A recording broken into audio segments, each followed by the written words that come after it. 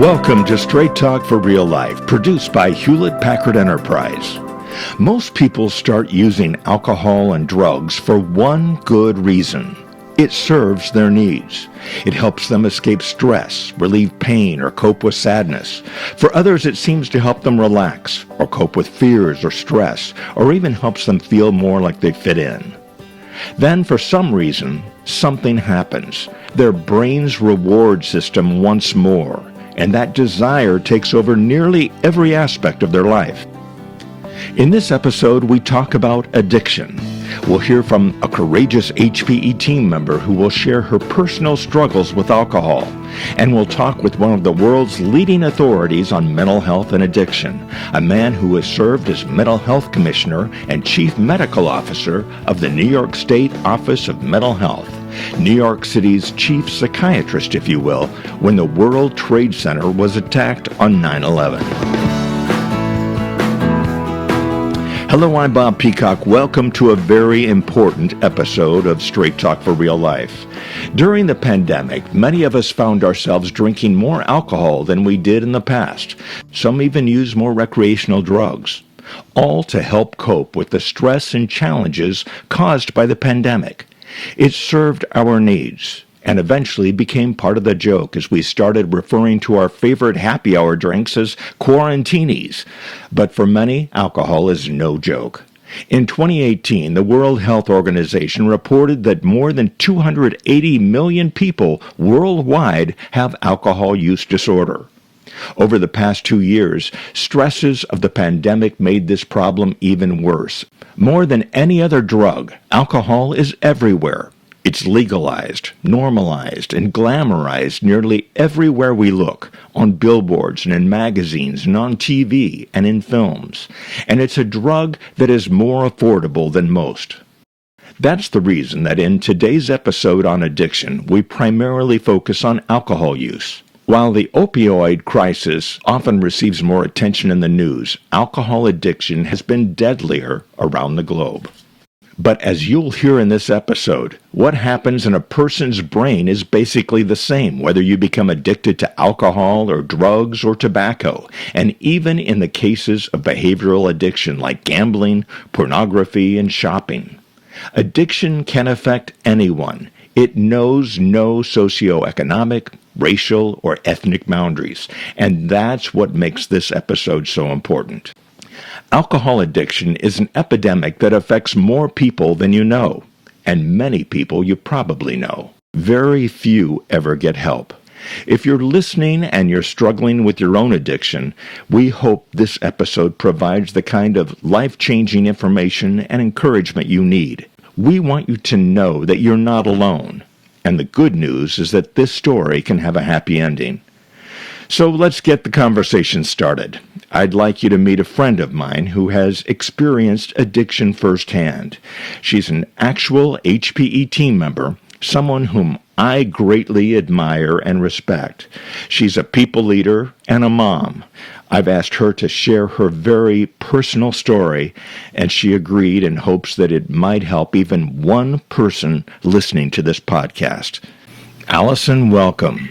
Thank you for the kind introduction, Bob. I'm so excited to be one of your guests today, and I'll start by introducing myself to our listeners in my own words. Hi, I'm Allison, and I'm an alcoholic. My sobriety date is July 1st, 2019, and I'm incredibly grateful to be sober today. Allison, first of all, thank you for having the courage to share your story.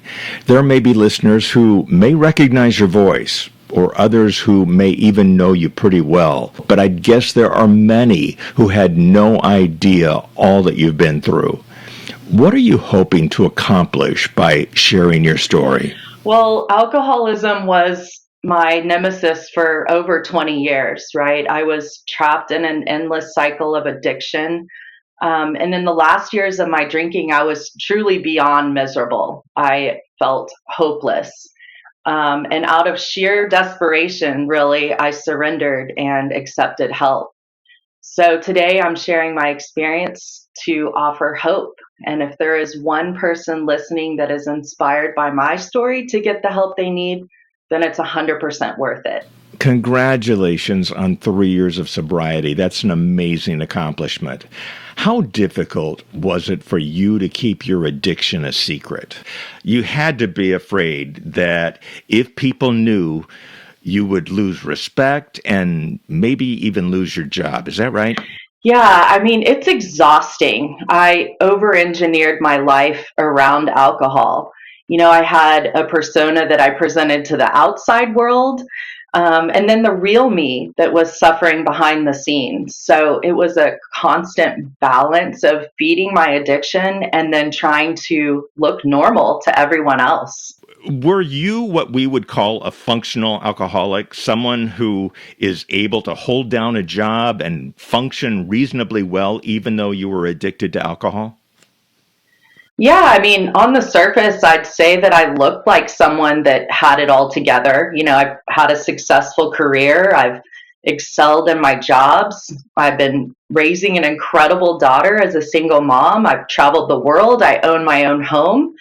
But on the inside, I was a mess. I was filled with self hatred, anxiety, depression, and I was fueled by a constant need for alcohol. How did drinking make you feel? Well, for me, the very first real drink that I had around 16 or 17, I was hooked, right? I instantly loved the sense of comfort and ease that alcohol brought me. I felt like I fit in. I felt more confident. I felt like I could have easier social interactions with people. So, it felt great to begin with. And I think it's fine to be completely honest about that. It felt good until it didn't. It served my needs until it didn't. How much would you say you were drinking at the time? Towards the end of my drinking, I'd say that I was drinking the equivalent of 15 to 20 shots a day.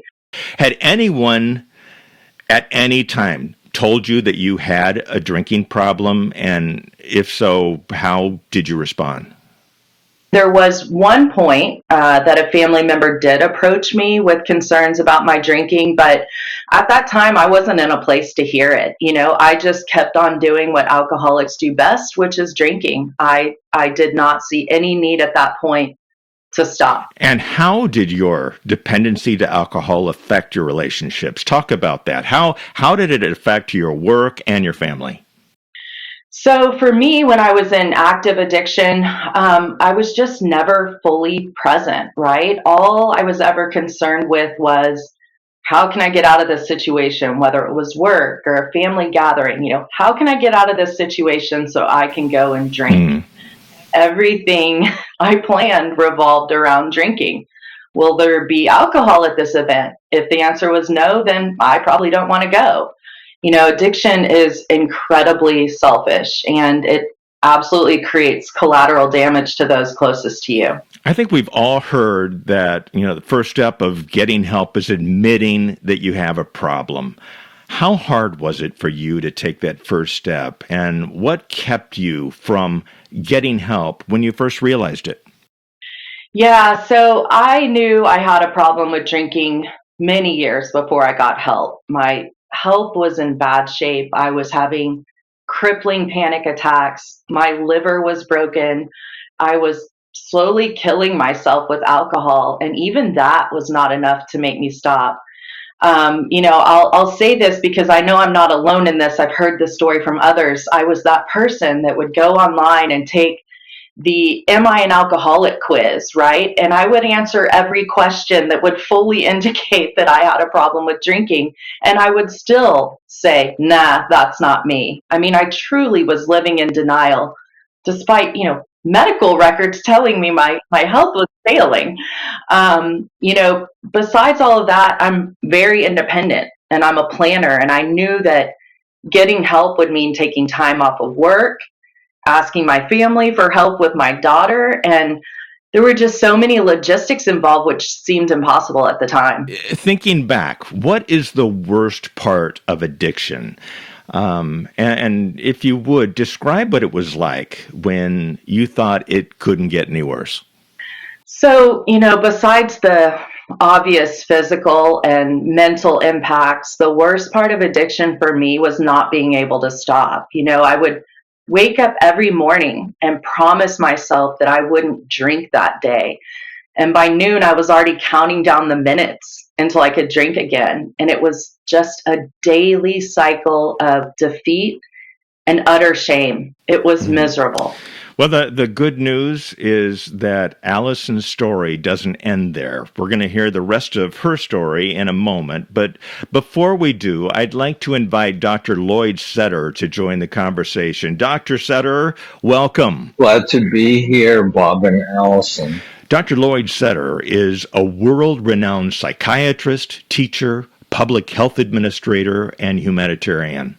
Among his very impressive and long list of accomplishments, Dr. Sederer has been Chief Medical Officer of McLean Hospital, which is a Harvard teaching hospital, and Mental Health Commissioner and Chief Medical Officer of the New York State Office of Mental Health, the largest state mental health agency in the U.S., during the stressful times of 9/11 and Hurricane Sandy. He has received so many honors, including being named Doctor of the Year from the National Council on Behavioral Health Care, representing over 3,000 mental health, addiction, and social service organizations. Dr. Sederer is also an accomplished writer and author of 14 books, including The Family Guide to Mental Health Care and The Addiction Solution, treating our dependence on opioids and other drugs. His writings have appeared in the world's most prestigious newspapers and publications.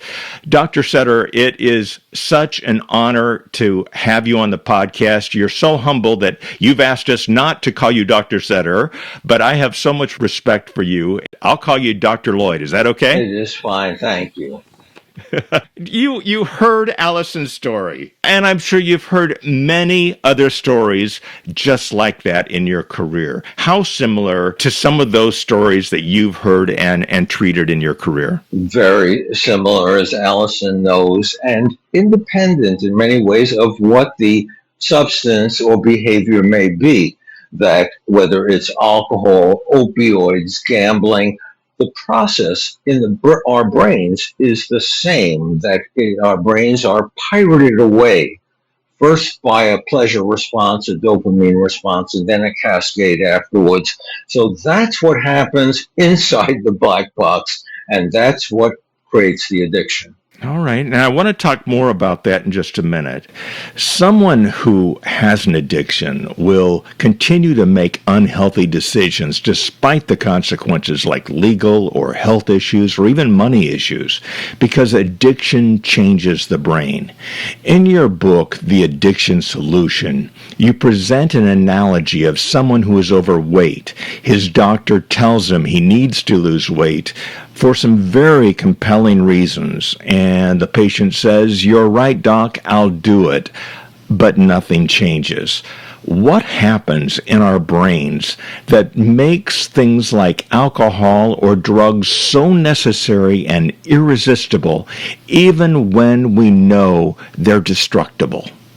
Perhaps the greatest force is craving, that once somebody discovers how much relief or pleasure or pain mitigation they're going to get, the brain wants more of it. And that leads to taking more of it. And then pretty soon that leads to craving, because you can't take enough to keep your blood levels up there all day long. They go down, and when they go down, that's when the craving kicks in, and that pirates the brain. That takes over every other need, whether it's family, work, or health. Some people say that addiction is a disease. Is it? And what does that even mean when we say that alcoholism is a brain disease? It's an important concept, and I think it's really terrific and insufficient because our brain is diseased as a consequence of alcohol. We can recover from it, but alcohol is also a psychological problem, a sociological problem, an economic problem.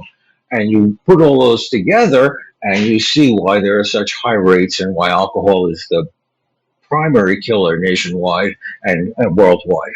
from drugs. And Allison, I want you to be a part of this conversation too. Our culture glamorizes partying and happy hour. We use alcohol as an excuse to get together with friends. Allison, was there a time when you knew that you had crossed that line, that alcohol had kind of taken over your brain? Yeah, I mentioned earlier that when I had that first drink when I was, in high school, I was instantly hooked, but I didn't actually start drinking alcoholically until years after that. But the obsession with alcohol set in with that first drink immediately. And I love that you mentioned that our culture glamorizes partying and happy hours and really associates most social gatherings with alcohol. You even see things out there saying, "You've been a great mom today, time for your wine." And so, social media and culture in general is perpetuating a normalization of alcohol, which is a poison, and making it feel like it's okay to do this. And for non alcoholics or regular drinkers that can moderate their drinking, sure, it can be an enjoyable experience. For people that are alcoholics, it's really an excuse to drink. You seek out those opportunities to feed your addiction. Dr. Lloyd, I think, for myself and for others that may be wondering if they have a drinking problem or a problem with another sort of an addiction, can you kind of talk about what some of those signs and symptoms are? What should family members and friends think about if they're concerned that a loved one may be struggling with addiction? Or if I'm struggling with addiction myself, what are some of those signs? What a great question, Allison, because most people think that you can realize or identify an addiction by how you feel in relation to somebody, hopeless or angry or whatever. But in fact, best way to identify it is by identifying the behaviors, the consequences of the addiction. It's more neutral. It's a way of beginning to talk to somebody, and it's information that you're going to want to have if you go in accompany your loved one to treatment. And the behaviors are isolates himself, doesn't go to soccer practice anymore, picks at his food, is tremulous. His pants fall off because he's lost so much weight. These are ways of saying, honey, there's something really the matter here. I observe all of this, and it turns out, your sister does or your brother does as well.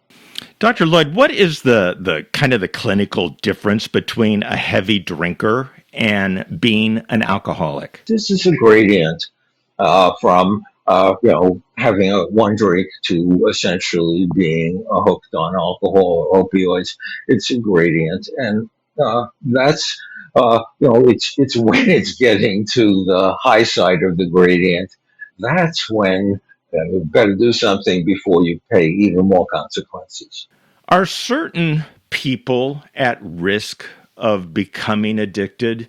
I've read that conditions like depression or bipolar disorder can predispose you to alcohol addiction, especially if you use alcohol to self-medicate. And in your book, Ink Stain for Life, you described how, as a psychiatrist, you think about addictions not just in chemical terms, but also you look for the risk and protective factors. Can you talk about that a little bit? Sure. Some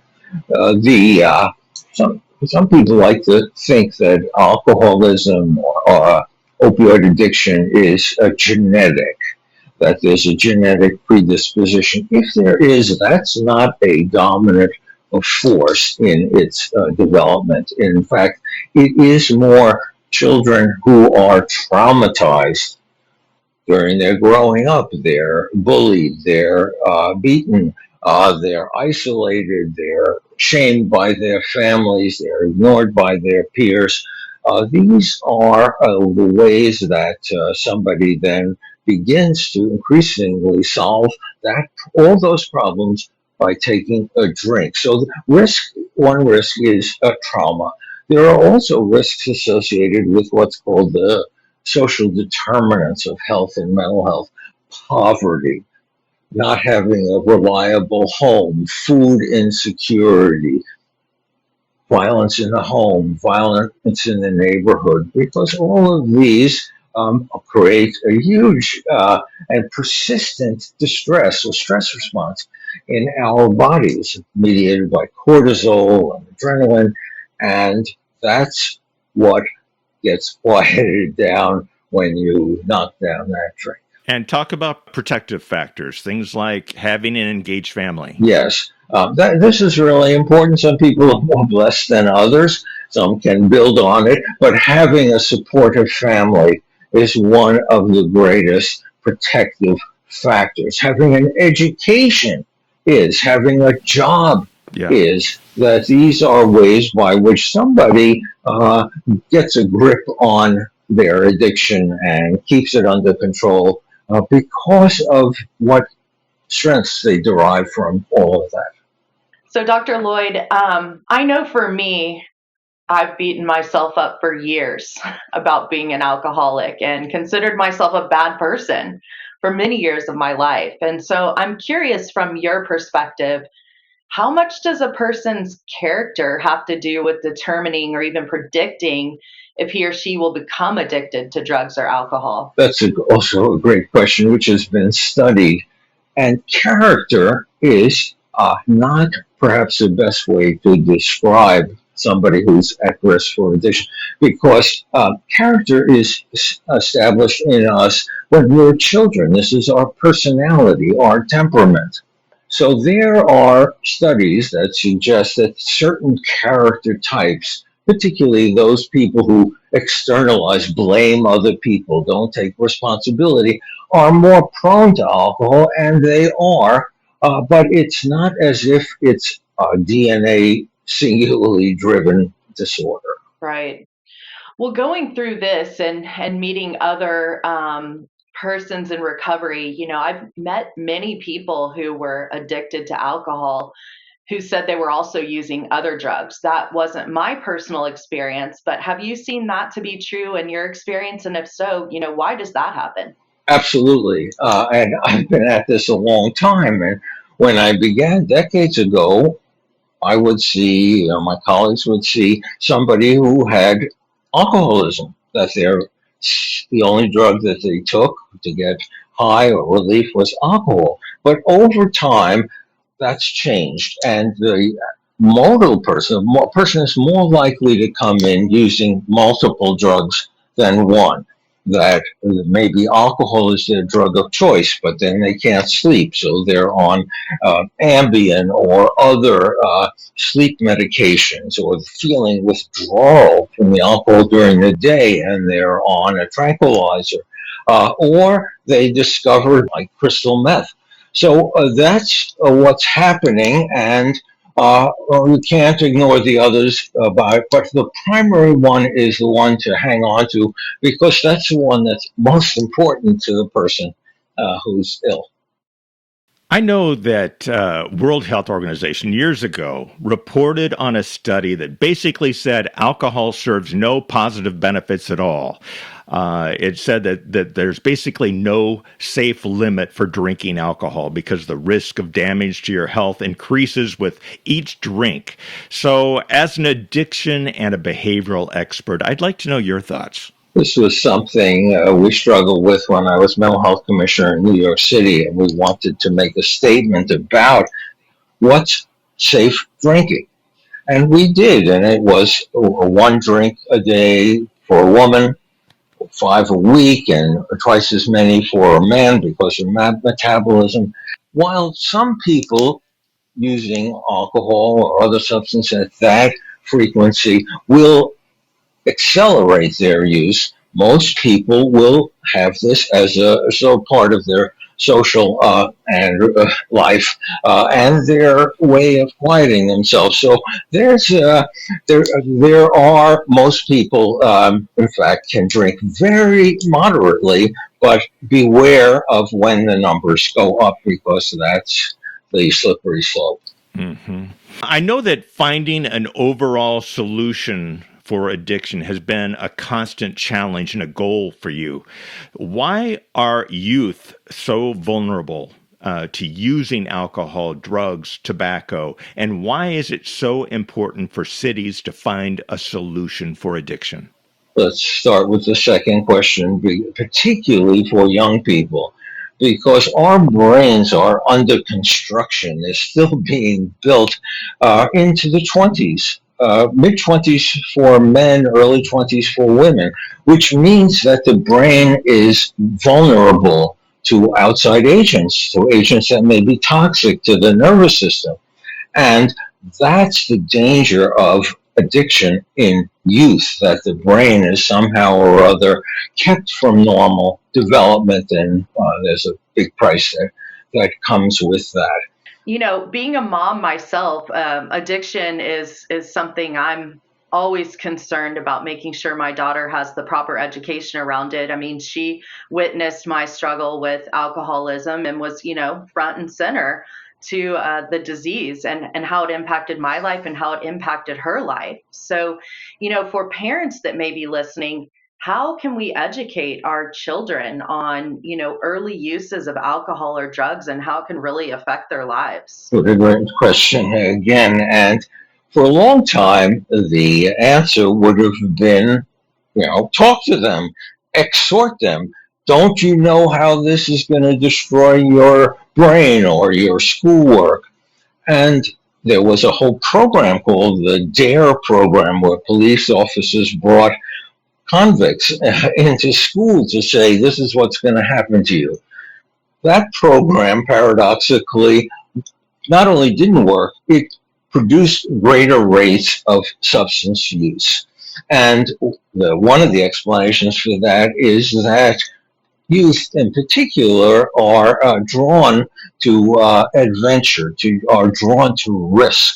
And that is indeed part of the survival of our species, because a long time ago, that 12-year-old needed to go forage for food, needed to go find a mate in another village, whatever. So the stimulating the child by scaring the child doesn't work. Exhortation doesn't work with children. But what does work, and this has become it's pretty well established, proven, but hardly used, is that people who are developing addiction, particularly young people exposed, are wanting for certain skills. And so, for example, Lloyd is 14 years old, and he's in the lunchroom, and a friend comes up with a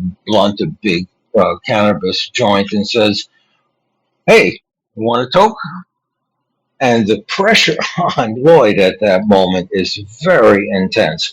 And he doesn't have a script. He doesn't have a way of getting out of that except by putting the smoke inside of him. And in fact, these kids can be trained to say, oh, wow, that looks like good stuff. But you know what? I've got a soccer game at 3 o'clock, and I have just this ton of homework. No, not for me.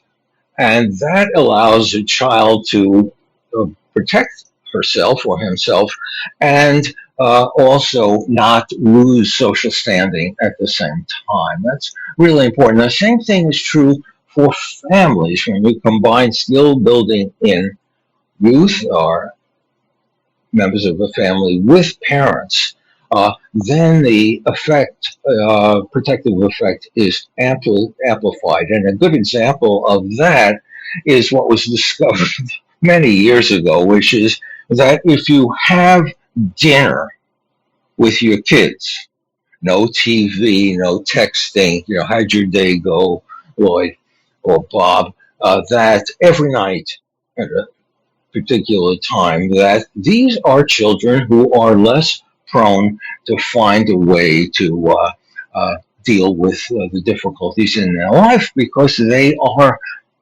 repeatedly exposed to the fact that support comes from the people around the table. I love that, the importance of dinner.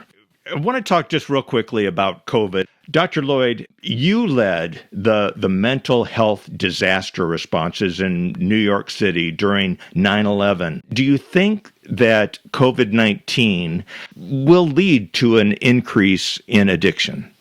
COVID-19, in my opinion, is a disaster, and it may look very different from a tsunami or planes bombing a building. But the elements of a disaster are that it produces illness, it produces death, it kills people, it disables people, it creates financial hardships. People are socially isolated. Their bonds are broken in the case with COVID because of public health requirements, but also disaster makes life not normal anymore. So you lose social support. And the other aspect of a disaster like COVID, unlike 9/11, is you don't know when the end is in sight, which is simple. You put all those elements together and you have a disaster, and COVID is such a disaster. And what we saw 9/11, Sandy, other instances post disaster was, in fact, an increase in substance use. And the only one that we had a good measure for was alcohol, but alcohol went up, and there were reports of this early on with COVID. And it makes sense because after a day of sitting, in the chair in your Zoom position and not having a real contact with other people, what do you want? You want something to transport you away from that, and that's that drink or that's that toke of cannabis. And so all these circumstances breed the development of substance problems, greater use.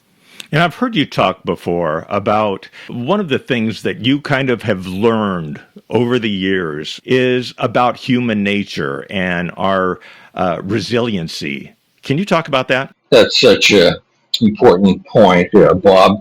We humans are resilient. What that means is that we can take a hit and not stay down. And the evidence for that is that we're still alive a million years after our ancestors. How did we do that? Because we certainly had a lot of trauma coming our way, fear coming our way, and people find a way. Most people are resilient.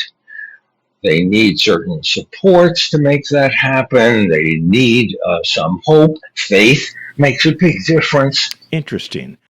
What can a loved one or even a colleague do to help someone with an addiction? There, you have to wait for the right moment. Trying to bring up a problem, even if you've done it, if you have your behavioral list to say, hey, what's going on here? I'm concerned. Timing is really important because if somebody is, at the height of withdrawal, irritable, and so forth, you're going to blow it and they're going to blow you off. So find a moment that seems more conducive to having a conversation, and a conversation that's just beginning. Don't expect big change with one conversation.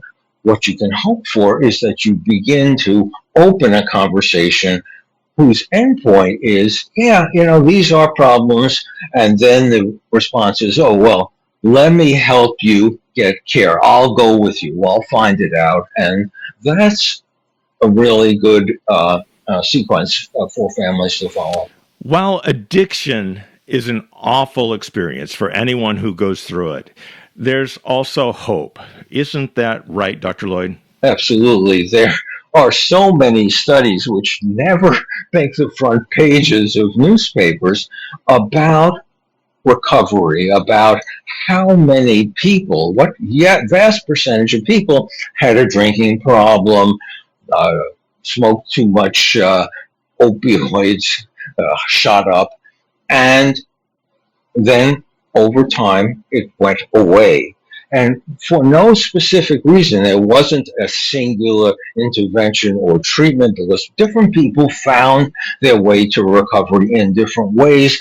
But there's a whole lot of people out there like you, Allison, who discovered this is something I'm going to rid my life of, and the benefits are going to be so great, and you'll have those, and you'll be part of that large group that does recover. The other thing is, thank you for being so candid, because most people who recover from a serious substance problem don't want to broadcast it, just like you didn't. Because even though they may be not using, it's still a stigmatizing condition. People would wonder then, will my job be threatened and so forth. So we don't know how many people are doing well because they're keeping it to themselves. Yeah, I think that's an excellent point, Dr. Lloyd. And what I had to seriously consider before doing this podcast is this going to prevent me from advancing in my career? Are my friends going to think about me differently that don't know my story? But truly, I'm so passionate about wellness, and both personally and professionally, that if I can do anything to help with the stigma, I am all in. As a alcoholic in recovery, I can be open and honest about my experience, and by showing up sober to life every day, I can be a model to others for what's possible. Yes, because there's the hope that you had it bad and you worked at your recovery and it's working. There's hope for you. Never give up hope. Never give up hope. Absolutely. So, Dr. Lloyd, you talked about what happens in our brains when we become addicted. That understanding is really important to building a treatment plan. Isn't that right? Absolutely, because when we understand what's going on in the brain, we can think, what are the specific ways that we can affect that neuron area, that part of the brain? And they're different there, and there are interventions that we have. So, for example, there are four major areas, but I'll start with one, which is the dopamine hit that comes from the substance. And that's powerful experience. And Allison, like you said, you knew right away you wanted more of that. And that's what happens repeatedly with some tolerance over time with a substance that our dopamine is fired up and we feel good. And there is one, there are now a couple federally approved medications. This is called the medication assisted treatment, MAT, for substances. And one that is particularly well known, less so for alcohol, is buprenorphine. Buprenorphine, which was legalized by the feds in almost 20 years ago. It's prescribed by a physician, now nurses, assistants, and so forth, for a month, and somebody takes it every day, and the ability of that drug to reduce their craving produces remarkable reductions in overdoses over the next 6 to 12 months. People do get better. So medication is an example of working on that section of the brain, intervening there so that you're doing something to control that dopamine hit. Then that dopamine hit ignites a cascade, and another region immediately activated is our drive and motivational center. We have the experience of, hey, that was really good. I want more of that. That's the motivational center, which is the orbital frontal cortex involved with drive and motivation. And we have interventions there. One that was developed decades ago for people with a whole problem is called motivational interviewing, which is about helping somebody tilt the balance towards recovery as opposed to staying hooked. And it's powerful when it's done by physicians in primary care and in other settings. So motivational interviewing is a way of getting at that section. Also, cognitive behavioral therapies, which help somebody identify that experience, that overwhelming drive, and then begin to find ways to mitigate that, to call a friend, go for a walk, etc. So those two interventions are really key to this second area, the motivational drive area in the brain. Does it often take more than just one form of treatment? That's my view, which is, if I or a loved one were ill, I would want to go at every site that would make a difference because it's additive. And that, so those there, and then there's the frontal cortex, the front of our brain, the judgment part, also then gets stirred and says, hey, this train out of control here. What can I do? And the frontal cortex is not very powerful against motivation and pleasure, but it can be strengthened. And there, the strength comes from support. And that's why AA and other 12-step groups are so wonderful in terms of giving people the kind of support that their frontal cortex can begin to put the brakes on the substance.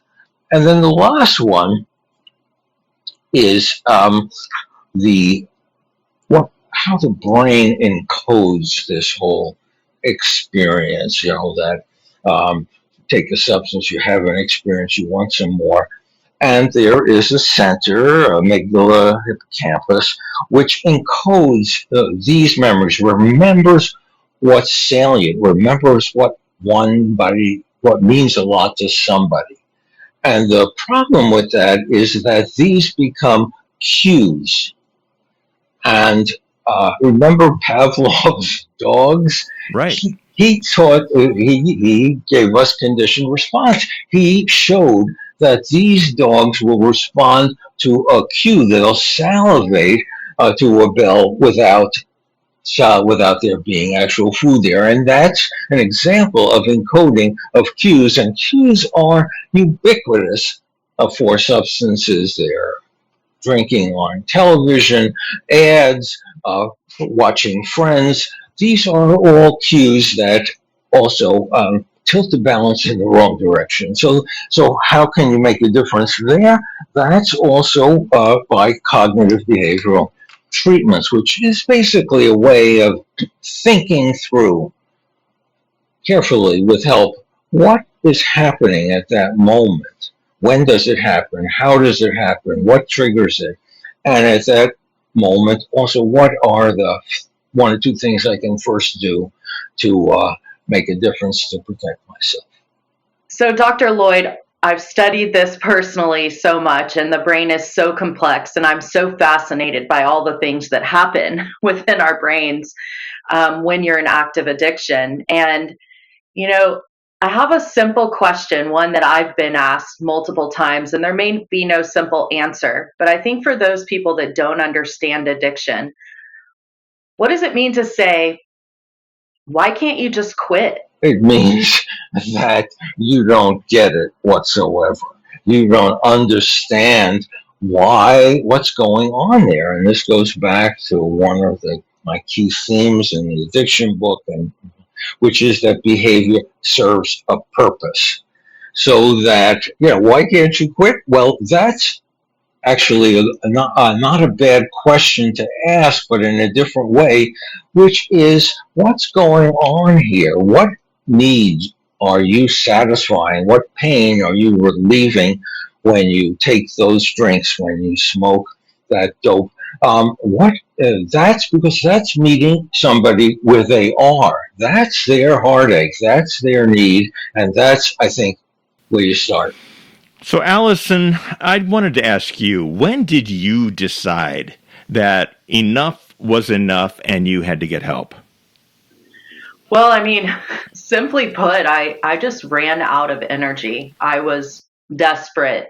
I was so tired of waking up miserable, forgetting what happened the night before, wondering if I had said or done something stupid.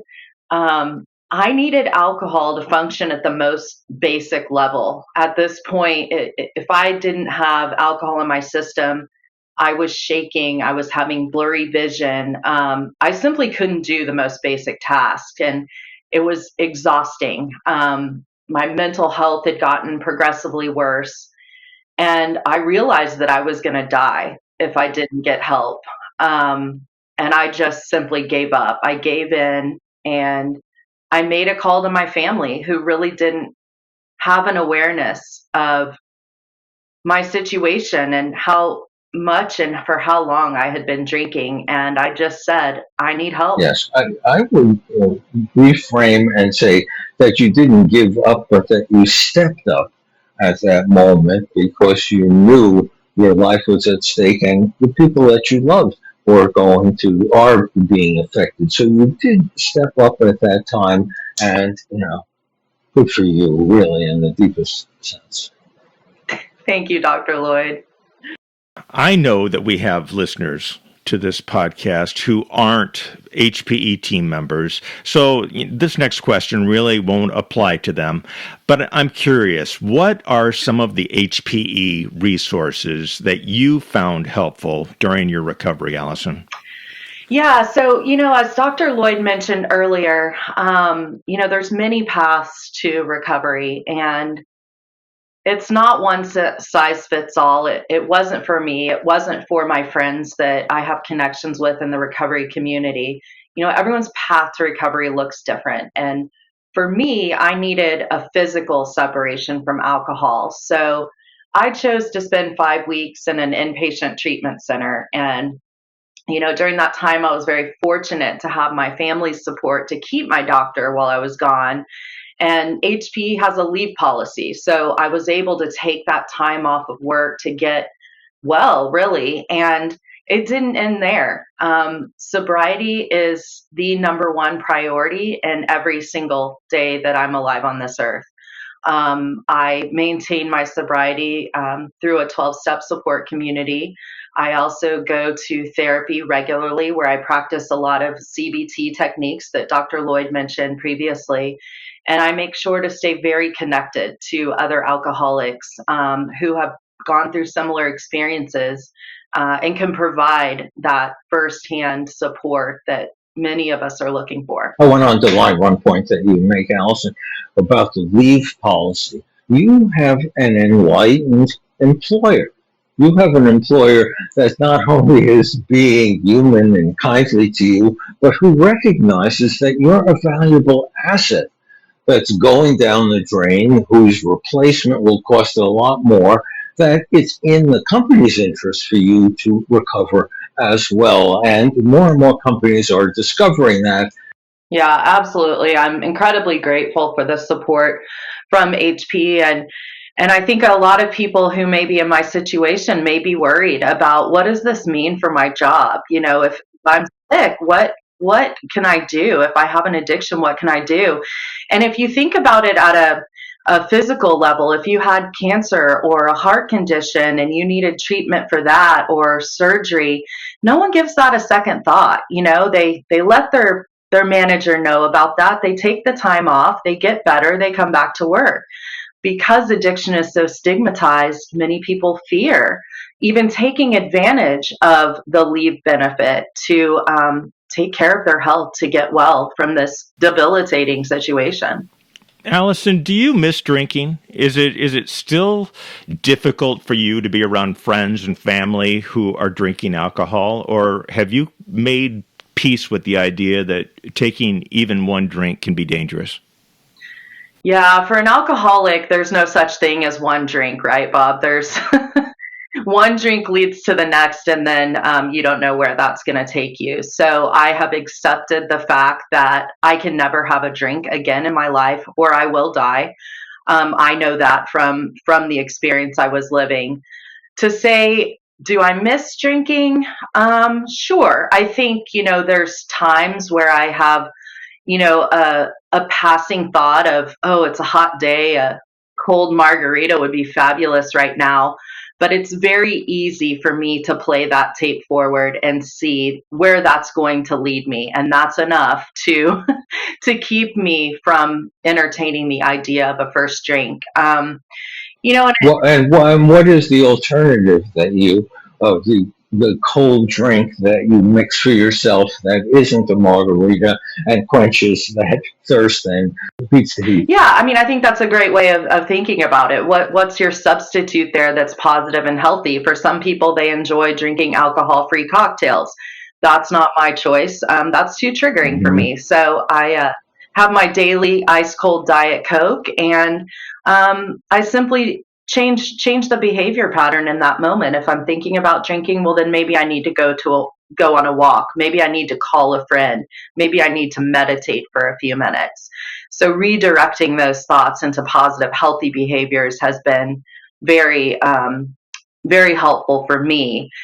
And then in terms of, is it difficult for you to be around family and friends who are drinking alcohol? I think, one thought I had when I stopped drinking was, how am I going to enjoy life now?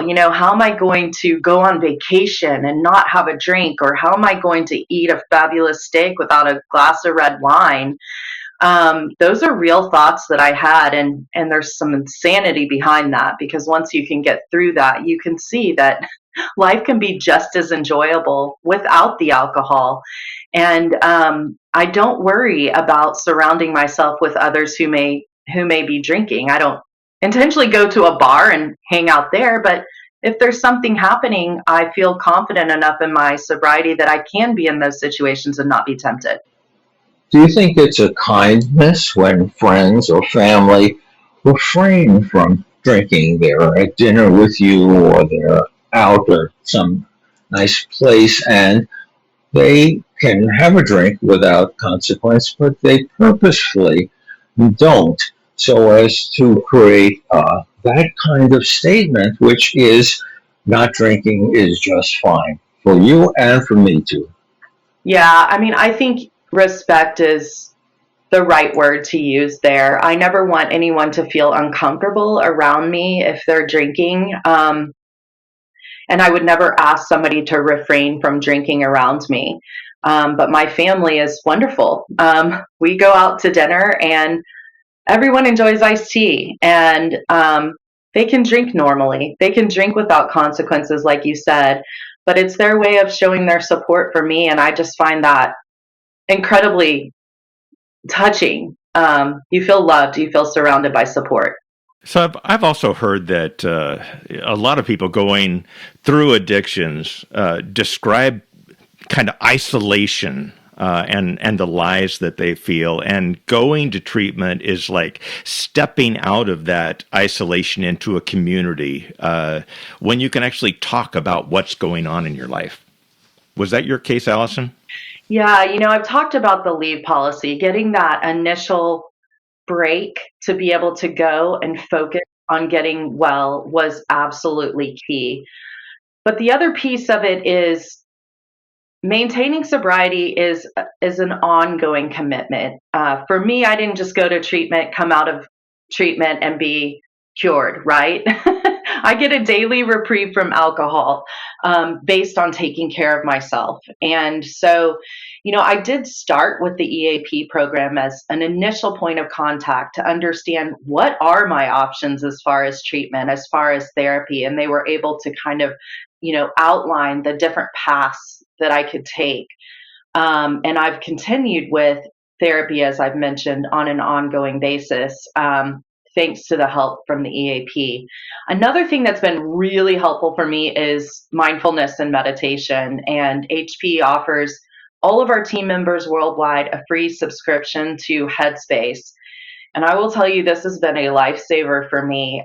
There's times throughout the day my anxiety will spike up, and I know that I have to get that under control very quickly.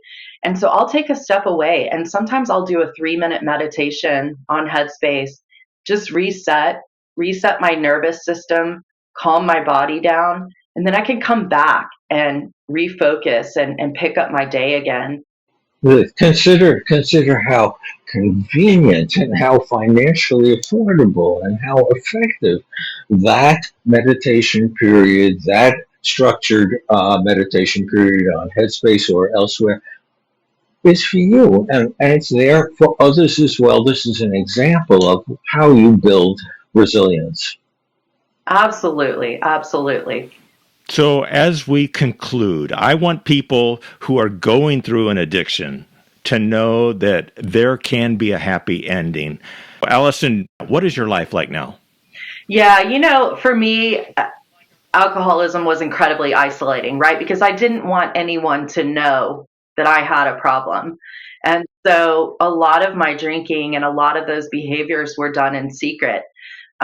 There's a lot of shame associated with addiction. And, even taking the step forward to ask for help from HPE to take the time off that I needed was scary. I worried about how people were going to perceive me and how my confidentiality was going to be respected. And it was to the nth degree. It's a very confidential process. The only people at HP that know that I'm in recovery are people that I've chosen to tell on my own. So I would encourage anyone who has or thinks they're struggling with a problem to go in with confidence that you're going to get the support you need from HR at HPE, from your people leader to be able to take care of yourself and get well. So, looking back, what would you say to your 21-year-old self? Are there 2 or 3 things that you want people to understand who are going through an addiction right now? My life is wonderful now. I couldn't imagine, even a few years ago, living the way that I get to live now. And I'm so grateful for that. Learning to accept reality as it comes and having healthy ways of coping with everyday life, it can be challenging. But I'm present and alcohol no longer controls my every move. I'm living my life now instead of just surviving it. And I'm so grateful. I feel free. You've recovered access to the kind of normal pleasures that alcohol or another substance overwhelmed, that the only pleasure, the only drive was to get that drink. And instead, you're discovering, well, it'd be nice to go for a walk with my daughter, or it'd be nice to listen to some music, or it'd be nice to cook myself a nice dinner. These are all the pleasures that are lost during addiction and can be regained. Absolutely. 100%. It's finding joy in the simple things in life that I used to overlook because I wasn't present to enjoy them, to experience them. And you're right, those little things like cooking dinner, going on a walk, watching a sunset that you just overlook when you're in active addiction are memories now. It's wonderful. So what would I say to my 21-year-old self knowing now what I know? I mean, honestly, I think what I'm about to go through is your life experience. It's going to be hard, but you'll come out on the other side of this and share your experience, your strength, your hope with others who might struggle the same way you do. I think this is how my life was supposed to be, and I accept it and grow from it. And if I could say 2 or 3 things to somebody who may be struggling right now, I would say, you're not a bad person. You're a sick person. And there is help, and recovery is absolutely possible. So, Dr. Lloyd, what is the solution? Are we as a society doing enough, or perhaps more appropriately, are we doing the right things to address the addiction epidemic? Hardly. We're doing better than we were a few years ago because of all the opioid money. But this country tends to believe in supply side solutions to substances. And what I mean by that is cutting off the supply. Prohibition being an example of how that failed. Border interdiction. Buy and bust, which is the police setting people up.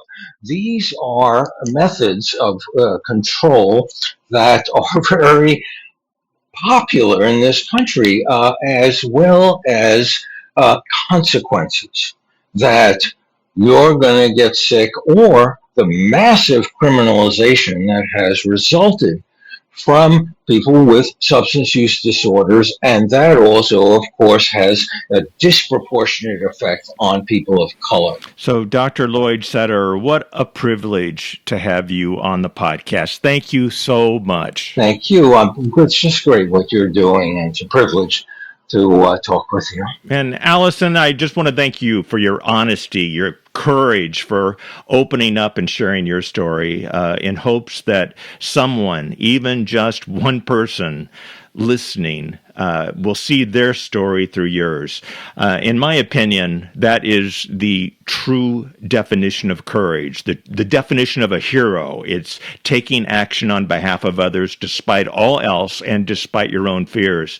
You are an inspiration to me. Your story just proves that there is hope. Life can get better. So thank you so much for being on the podcast. Thanks so much for having me, Bob, and thanks, Dr. Lloyd, for the fantastic conversation. It's really good to speak with you, and you've offered so much to other people and families who may be suffering. If you're going through an addiction and you want to find out how you can start getting your life back together, as you've heard today, one of the best places to start at HPE is our Employee Assistance Program. The experts there can provide the support you need, as well as important information for both team members and your families. As anyone who listens to this podcast knows, HPE is committed to supporting our team member community with great resources that can help you cope with whatever life throws at you, even addictions. As always, if you're in the U.S., you'll find all those resources on HPE Wellness. And if you're outside the U.S., you'll find them on the Global Wellness page. If you want to learn more about addiction, I can personally recommend Dr. Lloyd Sederer's book, The Addiction Solution. He writes with empathy and warmth, and his expertise comes from decades of experience. Straight Talk for Real Life is produced by Hewlett-Packard Enterprise. If this is the first time you've listened, we hope you found some value in today's podcast. And if you're a regular listener, I just want to say thank you. We hope you subscribe so you know whenever new episodes are posted. Until next time, please take care. Let's talk again soon.